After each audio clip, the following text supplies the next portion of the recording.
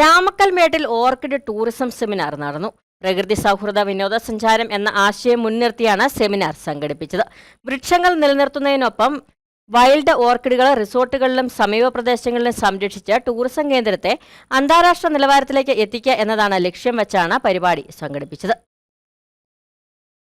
Santiago country orchid society USA, Kerala hats, Ramakkalmedu resort association, living earth, DTPC എന്നിവയുടെ സംയുക്ത ആഭിമുഖ്യത്തിലാണ് പരിപാടി സംഘടിപ്പിച്ചത്.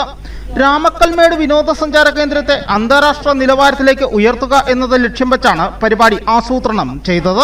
അടുത്ത 5 വർഷക്കാലത്തേക്ക് രാമക്കൽമേടും പരിസര പ്രദേശങ്ങളിലും നടപ്പാക്കേണ്ട പദ്ധതികൾ, റിസോർട്ടുകളും ഹോം സ്റ്റേകളും മറ്റു വ്യാപാര സ്ഥാപനങ്ങളും പരിസ്ഥിതി സൗഹൃദമാക്കേണ്ടതിന്റെ ആവശ്യകത ഇവയിലൊക്കെ ഊന്നിയാണ് ചർച്ചകൾ നടന്നത്. പരിപാടിയിൽ ശാസ്ത്രജ്ഞയായ Jis Joseph, orchid expert Arun KS, DTPC destination manager Jojo Joseph, Jawaharlal Nehru college tourism club ഭാരവാഹി അരുൺ, ഹാറ്റ്സ് സ്റ്റേറ്റ് എക്സിക്യൂട്ടീവ് അംഗം Vinayak Ayyakkunnal, resort association secretary Saji Kochithara, panchayat അംഗം ലത കോപൻ തുടങ്ങിയവർ സംസാരിച്ചു. News bureau, Udumbanchola.